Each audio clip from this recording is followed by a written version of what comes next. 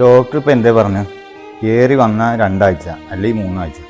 നിങ്ങളൊരു കാര്യം ചെയ്യും, ഇവിടെ ഒറ്റക്ക് നിൽക്കണ്ട, എൻ്റെ കൂടെ പോകുന്നത്. ഞങ്ങട്ട് നിങ്ങൾ പന കൊണ്ടുപോകണം, പന ഞാൻ കൊണ്ടുപോയിക്കോളാം. ഇതുവരെ ഇപ്പൊ ഒറ്റക്കല്ല ഇവിടെ ഞാൻ നോക്കിക്കോളാം. എങ്ങോട്ട് കൊണ്ടുപോണ്? ജിപ്പണി പരിമളക്ക് കൊണ്ടല്ലേ കൊണ്ടുപോണ്? ഞാൻ കൊണ്ടുപോയിക്കോളാം. ഇത്ര കാലം എന്റെ സ്നേഹം.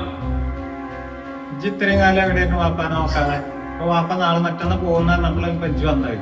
എനിക്ക് മുതലിന് വേണ്ടിയിട്ടൊന്നല്ല, എനിക്ക് കുറച്ച് പുണ്യം കിട്ടണം, അതാണ് വാപ്പാനെ നോക്കാന്ന് പറയും. പുണ്യക്കും വേണമെന്നാ വാപ്പാനെ ഞാൻ കൊണ്ടുപോയിക്കോളാം. ഇത്രയും കാലം ഞാൻ ഒറ്റക്കല്ലേ നിന്നത്. ഡോക്ടർ പറഞ്ഞില്ലേ 1-2 ആഴ്ചയുള്ളിൽ ഞാൻ ഉണ്ടാവുകയെന്നുള്ളത്.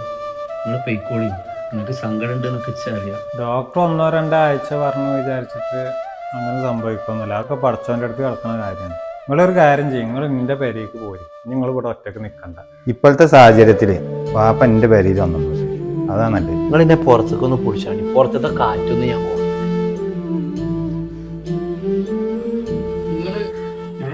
മക്കളാണല്ലേ നിങ്ങളെ വാപ്പേ ഈ വീട് സ്ഥലം അനദാനത്തേക്ക് എഴുതി തന്നിട്ടുണ്ട്.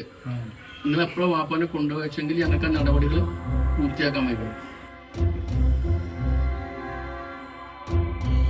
പറയും പോലെ കുട്ടിനെ വൈകുന്നേരത്തെ ഹോസ്പിറ്റലിൽ കൊണ്ടുപോകാണ്ട്. പിന്നെ നിങ്ങൾ ഇവിടെ നിൽക്കല്ലേ, ഞാൻ പോകട്ടോ. പറഞ്ഞ പോലെ കുട്ടികളെ സ്കൂളിൽ നിന്ന് കൊണ്ടുവരണ്ട്. ഇപ്പൊ ചെല്ലാൻ പറഞ്ഞു മാഷന്മാരെ വിളിച്ചിട്ട്.